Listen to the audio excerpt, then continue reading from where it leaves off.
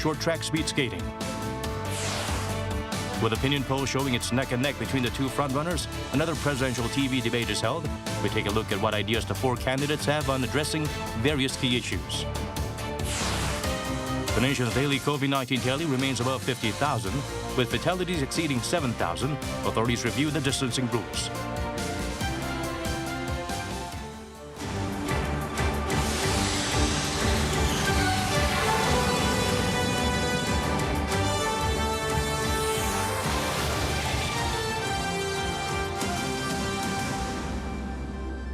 Hello, we'll be wrapping up the week well. I'm Daniel Che here to bring the latest. Let us begin with the top story at this hour. Just a short while ago, the four main candidates for the upcoming South Korean presidential election held their second televised debate, clashing over youth policy and COVID-19 response measures. Taking to the stage were Lee Jae-myung of the ruling Democratic Party, Yoon Sung-yeol of the main opposition People Power Party, An Chol-soo of the minor opposition People's Party, and Shim Sang-jung of the minor Progressive Justice Party. Among the discussions on youth policy were ways to provide mortgage benefits or tax reductions for property purchases, but the candidates each questioned the plausibility. Regarding COVID-19 response measures, the ruling DP's Lee Jae-myung said the current Moon Jae-in administration has managed the situation fairly well despite having some shortcomings. But the three other candidates pointed out failures over the home treatment system, rapid testing, and business compensation. The South Korean parliamentary panel passed a bill on Friday to extend presidential election voting hours for people infected with COVID-19 as well as those in quarantine. Up until now, they had to get a temporary permit in advance from health authorities. The Public Official Election Act passed a bill that will allow infected people or those in isolation to vote from 6 p.m. to 7:30 p.m. local time and half an hour after the regular polls close. In order to take effect, the bill now has to go through the Parliamentary Legislation and Judiciary Committee and put to a vote at a plenary session.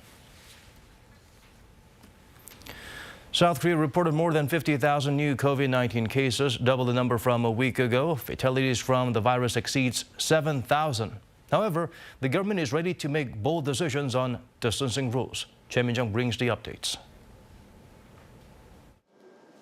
South Korea on Friday saw 53,926 new COVID-19 cases. The country reported more than 50,000 cases for the second day in a row, up more than 26,000 on week. As cases soar, authorities said they will be discussing updating social distancing measures as they are due to expire on February 20th.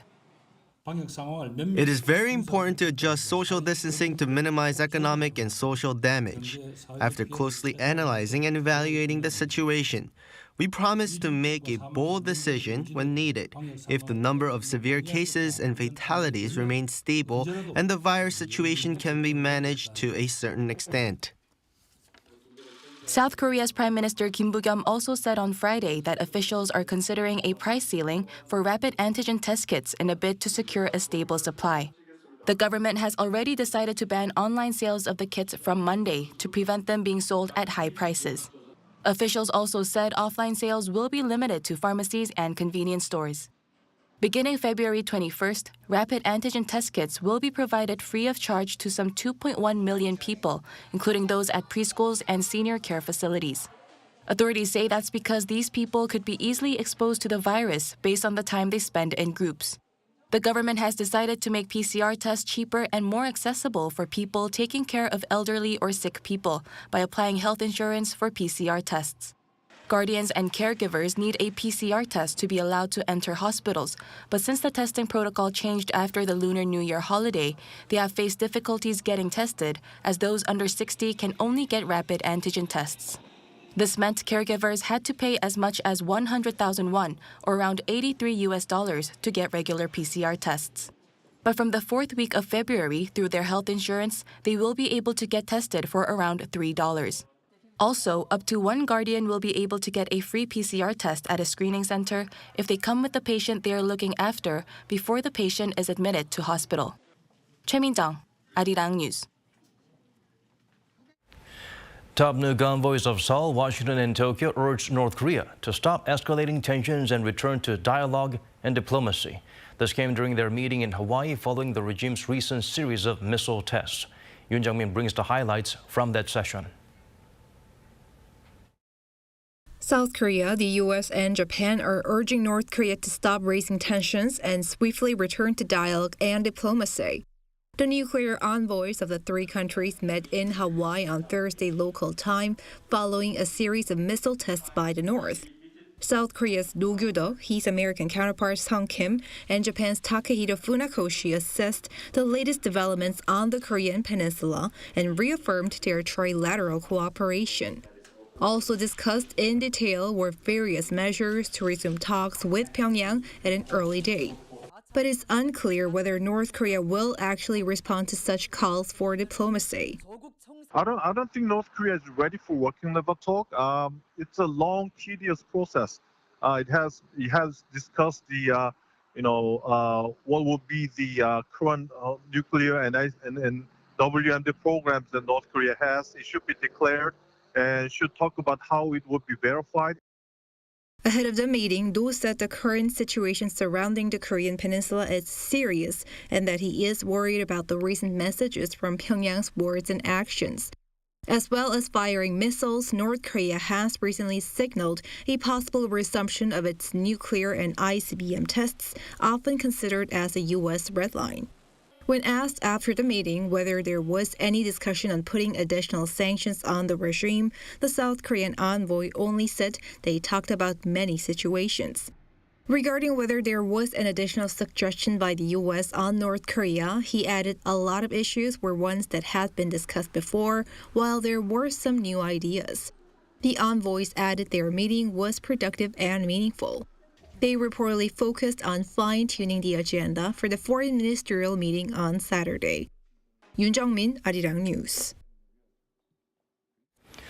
North Korea is estimated to have spent up to $65 million on the 11 missile tests carried out last month. That's according to a defense researcher at Rand Corporation. Speaking to VOA on Friday, Bruce Bennett said that's enough to buy 15 tons of rice, pointing out that the regime is expected to be 80 tons short on food this year. He also highlighted that it costs up to $15 million for Pyongyang to fire a mid-range ballistic missile and up to $5 million for a short-range one. Bennett added the launches are just a part of the missile development process and that missile and nuclear programs are much more expensive. Americans in Ukraine are advised to come back home as tensions between Russia and Ukraine increase. Meanwhile, South Korean authorities discuss measures to prevent the crisis from harming the domestic economy and overseas Koreans. Shin Yeon has the latest. On Thursday, Russia began its military drills in Belarus. Russia's defense ministry released footage showing tanks and missile launchers in action. Moscow is expected to have amassed some 30,000 troops in Belarus, along with Su-35 fighter jets, S-400 air defense systems, and nuclear-capable Iskander missiles. In response, Ukraine's defense minister on Thursday said Kyiv would also hold drills. And those drills will include the Javelin anti-tank missiles that Kyiv recently received from Washington. On the same day, U.S. President Joe Biden issued a warning to any Americans still in Ukraine. While speaking to NBC News, Biden said there's no scenario where the U.S. would send troops to rescue Americans fleeing Ukraine in case it could potentially start another world war. The UK Parliament also passed legislation on Thursday to allow it to impose sanctions on Russian businesses and individuals should Russia invade Ukraine. Authorities here in South Korea said they would make sure the escalating tensions won't harm the Korean economy. So far, oil prices have soared. In an emergency task force meeting on Friday, the Minister of Finance and Economy discussed economic contingency plans in case the situation in Ukraine deteriorates. These plans include further monitoring of global energy prices and releasing stockpiles of raw materials. The Blue House also held a National Security Council meeting on Friday, where working-level officials came together to review ways to protect overseas Koreans in Ukraine. Shin Yeon, Arirang News. Shifting our focus to other parts of the world, a robot sent into one of the damaged reactors at Japan's Fukushima power plant appears to have captured images of highly radioactive melted nuclear fuel. By analyzing data from the probe, the plant's operator hopes to remove the fuel in a process that could take decades. Bae Eun-ji has the full story. In 2011, a massive earthquake and tsunami hit Japan and damaged the cooling systems at the Fukushima Daiichi nuclear power plant. This caused a meltdown of 3 reactors. Now, at the most damaged reactor, Unit 1, a remote-control robot has captured images of what appears to be the nuclear fuel that melted and sank to the bottom of the reactor's containment vessel. The goal is ultimately to remove it. The robot was sent in by the plant's operator, Tokyo Electric Power Company, which plans to send in 5 more robots after analyzing the data and images collected by this first one. Whether the objects detected on Thursday are in fact melted nuclear fuel, TEPCO said, still needs to be confirmed. The first robot will also install a guide path for the later probes. At one location, the robot detected a radiation level of 2 sievert, which is fatal to humans. The exposure limit for workers at the plant is 50 millisievert, just a tiny fraction of that amount. TEPCO tried to probe the same reactor 5 years ago, but failed to get any images of the melted fuel because of the high radiation. The fuel is submerged by almost 2 meters of highly radioactive water. Among the 3 reactors, about 900 tons of melted fuel remain inside. The investigation at Unit 1 will help form a strategy for its efficient removal. Officials say the task will be extremely difficult and could take 30 to 40 years. But critics say even this is overly optimistic. 배은지, Arirang News.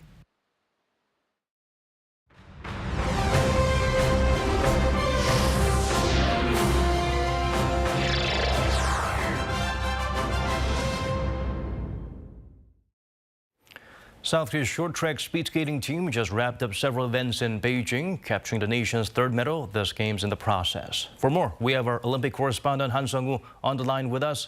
Sung-woo, short track speed skating has brought South Korea the country's first silver medal of Beijing 2022. A silver just as good as gold, Daniel, closely contested down to the very last second. Women's team ace Choi Min-jeong just took home South Korea's first silver medal this Olympics in the 1,000-meter final behind the Netherlands' Suzanne Schulting. Her compatriot Yoo Bin, unfortunately, was not able to advance to the finals, finishing 3rd in her heat with a time of over 1 minute and 28 seconds to be placed in the B group. Meanwhile, the men's team advanced onto the final of the 5,000-meter relay, finishing 1st overall, led by veteran Hwa Gyun-gi, for whom Beijing 2022 will be his last games. Team Korea will be competing for the gold medal next Wednesday against China, Canada, the Russian Olympic Committee, and Italy. Ace Hwang Dae-hun has also made it to the quarterfinals of the 500-meter, slated for Sunday. Expectations are high for the nation's first Olympic champion of Beijing 2022, considering he won silver in the event 4 years ago on home ice. It was a different fate for Lee Jun-seo, however, who was disqualified in the first heat. A lot of obstacles for them to overcome in the Beijing Games for sure. Hoping for great results moving forward. And Sung-woo, what sporting events should we be on the lookout for tomorrow? Glad you asked, Daniel, because tomorrow's action-packed as well. Before I go there, though, let's not forget about the 4th and final heat of the men's skeleton, taking place tonight just before 11. Medal hopes are low, but defending Olympic champion Yoon Sung-bin and Chung Seung-gi will be racing. As for tomorrow, I recommend watching the men's 500-meter event in speed skating, scheduled to take place just before 6 p.m. Cha Min-gyu and Kim Jun-ho will be competing, and both have a serious chance at a medal. Cha won silver in Pyeongchang and also came in 2nd in this year's 4 Continents Championship in Calgary as well. There's women's curling also. Pyeongchang 2018 silver medalists Team Kim have another round-robin session at 10 in the morning, this time against the Russian Olympic Committee. They beat Great Britain today, so stay tuned for them tomorrow as well. That's all I have for this newscast, Daniel, but I'll be back with more next week. All right, thank you for those updates. Let's stay with the Olympic updates here. Whether figure skater Kamila Valieva can compete in the women's figure skating singles next week remains in limbo. The IOC is appealing the Russian anti-doping agency's decision from Wednesday to lift a provisional suspension for testing positive for trimetazidine before the Olympics. NBC reports a sample was taken last Christmas during the Russian Figure Skating Championships. According to the International Testing Agency, the suspension was lifted after the athlete challenged the suspension, allowing her to continue training at Beijing 2022. The IOC is also reportedly seeking a ruling from the Court of Arbitration for Sport before the women's singles event begins on Tuesday. It's unclear whether the Russian Olympic Committee will lose its gold medal in the team event, where Valieva led them to victory on Monday. An American snowboarding legend closed out an extraordinary journey spanning 5 Olympics, where he won 3 gold medals. Shaun White finished 4th in Beijing 2022's halfpipe final, falling on his 3rd and last run while attempting a cab double cork 1440. After the competition, the 35-year-old thanked fans and the sport, saying it's been the love of his life. Finishing on top was Ayumu Hirano, silver medalist at the last 2 games, who landed multiple triple corks to take home Japan's first gold in snowboarding. White concludes his storied career a triple Olympic champion, a 13-time Winter X Games champ, and a 6-time World Cup event winner.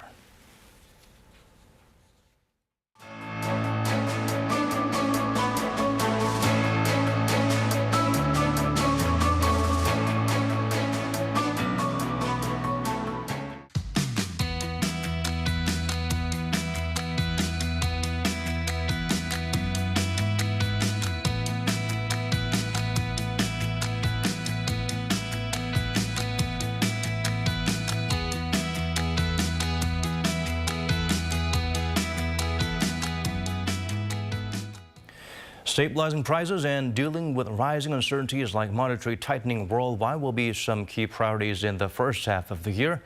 That's coming from the nation's finance chief during a meeting with top regulators and the governor of the central bank. Min-jeong shares with us his remarks.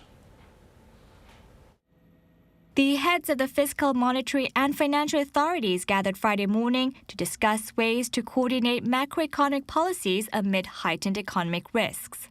Finance Minister Hong Nam-gi was joined by the Bank of Korea Governor Lee Ju-yeol, the Chief of the Financial Supervisory Service Chung Eun-bo, and the Vice Chairman of the Financial Services Commission To Gyu-sang. At Friday's meeting, Hong said economic risks remain high from both internal and external factors, such as monetary policy shifts by the U.S. Federal Reserve and growing tensions between Russia and Ukraine.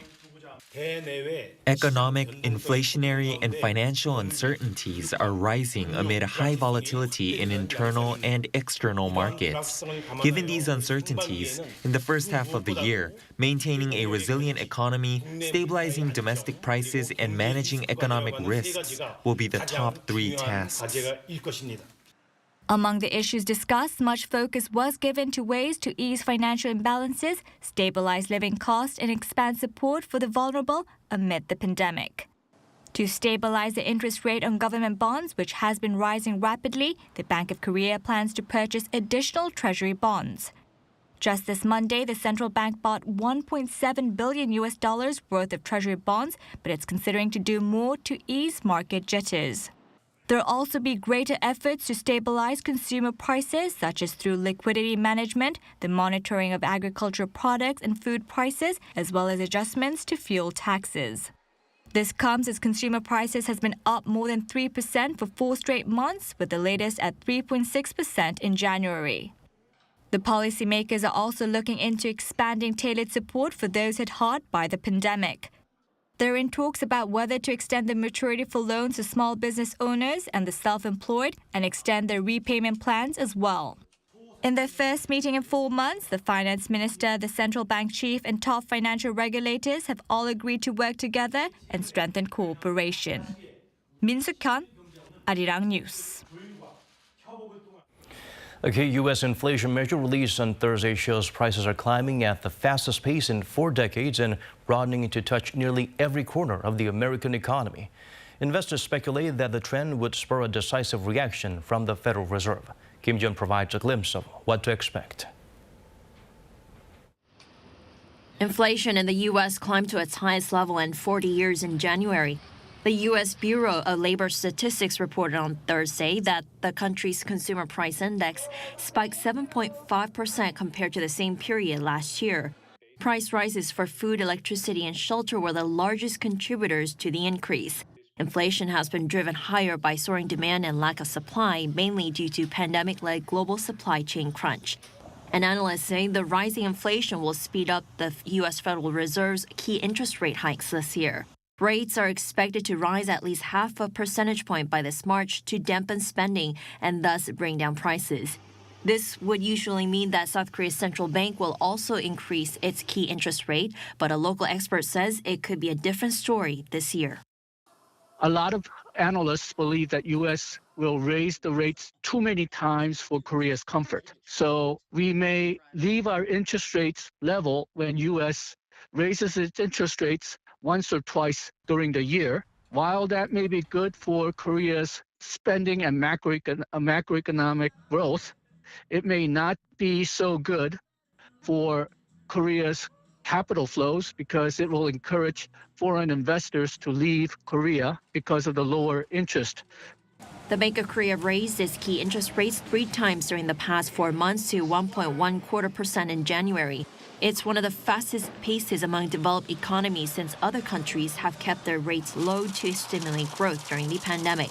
The main reason for the fast rate hike by the BOK was to curb the country's staggering household debt, estimated at $134 billion. Kim Ji-yeon, Arirang News.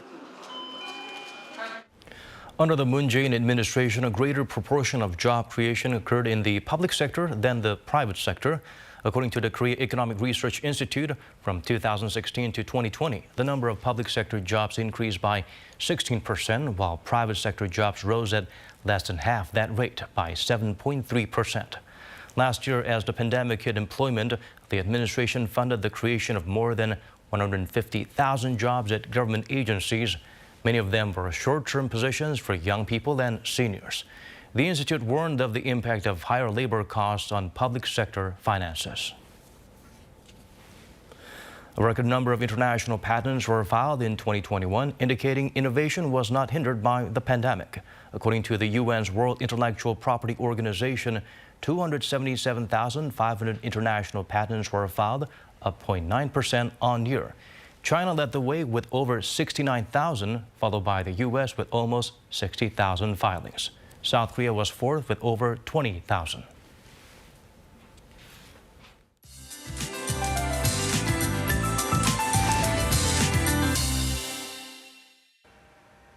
Mild temperatures will continue for the weekend, but cloudier skies are expected across most of South Korea. As for the temperatures, the daytime will be fairly warm with highs hovering around 8 to 9 degrees Celsius in the capital. On Sunday, southern parts of the country will see a mix of rain and even some snow. Finest concentrations will soar even further over the weekend. The entire nation will see dust levels standing in the bad to very bad category for tomorrow. The dusty conditions will continue for a bit longer in central regions. Along with the dust, dense layers of fog will also develop. Visibility is forecast to drop to below 1 kilometer for inland regions, so please be extra careful when driving. The entire nation will be under cloudy skies for the morning. Seoul will start off at 0 degrees. And daytime highs will be 1 to 2 degrees warmer than today. Seoul will get up to 9 degrees, Daejeon 12, Daegu and Gyeongju will reach 13 degrees. Conditions will stay mild for the next few days. For the capital region, light rain or snows in the forecast for the beginning of next week. That's all for now, and here are the weather conditions around the world.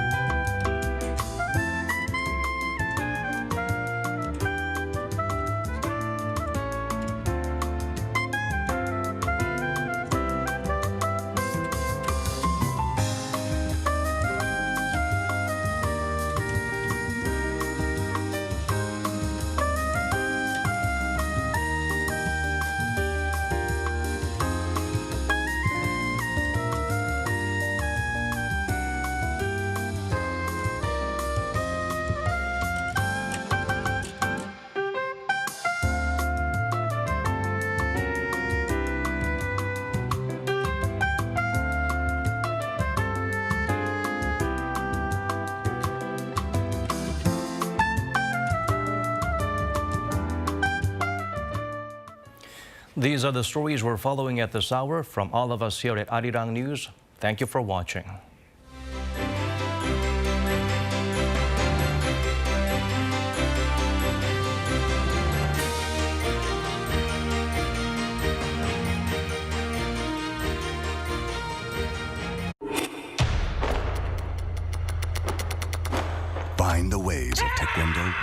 inner self. The mind that honors respect and kindness. The valor that fears no challenges. The perfect balance of body and mind.